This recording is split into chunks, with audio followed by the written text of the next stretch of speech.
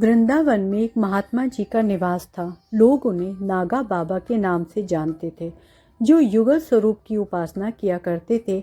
एक बार वे महात्मा जी संध्या वंदन के उपरांत कुंजवन की राह पर जा रहे थे। मार्ग में महात्मा जी जब एक वट वृक्ष के नीचे होकर निकले तो उनकी जटा उस वट वृक्ष की जटाओं में उलझ गई।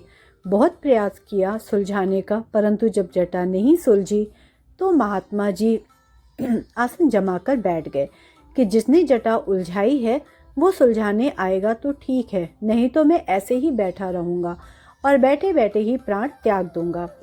3 दिन बीत गए।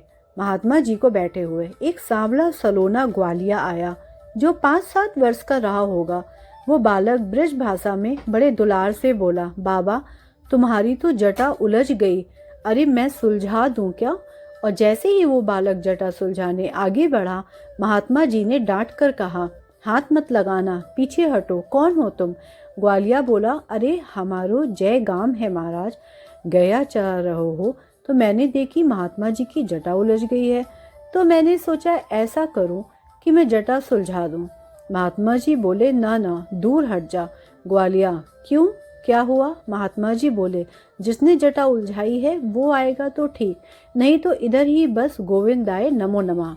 ग्वालिया, अरे महाराज, तो जिसने उलझाई है उसको नाम बता दो, उसी को बुला दूं। महात्मा जी बोले, न, जिसने उलझाई है वो अपने आप आ जाएगा, तू जा, नाम नहीं बताते हम।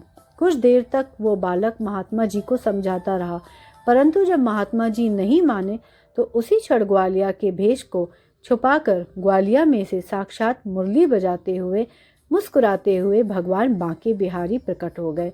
सांवरिया सरकार बोले, महात्मन मैंने जटा उलझाई है, लो आ गया मैं।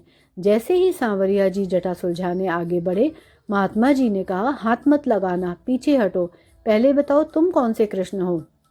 महात्मा जी के वचन सुनकर सांवरिया जी सोच में पड़ गए। अरे कृष्ण भी 10-5 होते हैं क्या? महात्मा जी फिर बोले, बताओ भी, तुम कौन से कृष्ण हो? सांवरिया जी, कौन से कृष्ण हो मतलब? महात्मा जी बोले, देखो कृष्ण भी कई प्रकार के होते हैं।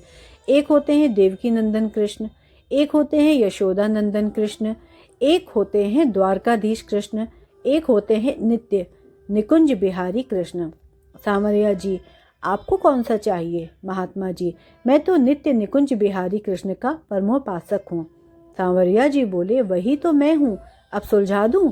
जैसे ही जटा सुलझाने सांवरिया सरकार आगे बढ़े तो महात्मा जी बोले, हाथ मत लगाना, पीछे हटो। बड़े आए नित्य निकुंज बिहारी कृष्ण। अरे नित्य निकुंज बिहारी कृष्ण तो किशोरी जी के बिना, मेरी स्वामिनी श्री राधा रानी के बिना एक पल भी नहीं रहते, तुम अकेले सांटा से खड़े हो। महात्मा जी के इतना कहते ही सांवरिया जी के कंधे पर श्री जी का मुख दिखाई दिया। आकाश में बिजली सी चमकी और साक्षात वृषभानु, नंदिनी, वृंदावनेश्वरी, रासेश्वरी, श्री हरिदासेश्वरी स्वामिनी श्री राधिका जी अपने प्रीतम को गलबहियां दिए महात्मा जी के समक्ष प्रकट हो गईं और बोली, बाबा मैं अलग हूँ क्या? अरे मैं ही तो ये कृष्ण हूँ और ये कृष्ण ही तो राधा है, हम दोनों अलग थोड़े ना हैं, हम दोनों एक हैं। अब तो युगल स्वरूप का दर्शन पाकर महात्मा जी आनंद विभोर हो उठे। उनकी आंखों से अश्रुधारा बहने लगी और जैसे ही किशोरी राधा कृष्ण जटा सुलझाने आगे बढ़े, महात्मा जी चरणों में गिर पड़े और बोले, अब जटा क्या सुलझाते हो युगल जी, अब तो जीवन ही सुलझा दो, मुझे नित्य लीला में प्रवेश देकर इस संसार से मुक्त कर दो। महात्मा जी ने ऐसी प्रार्थना करी और प्रणाम करते करते उनका शरीर शांत हो गया। स्वामिनी जी ने उनको नित्य लीला में स्थान प्रदान किया। बरसाने से 8 किलोमीटर दूर वह स्थान कदम खंडी गांव में स्थित है, जहां नागा बाबा की समाधि है।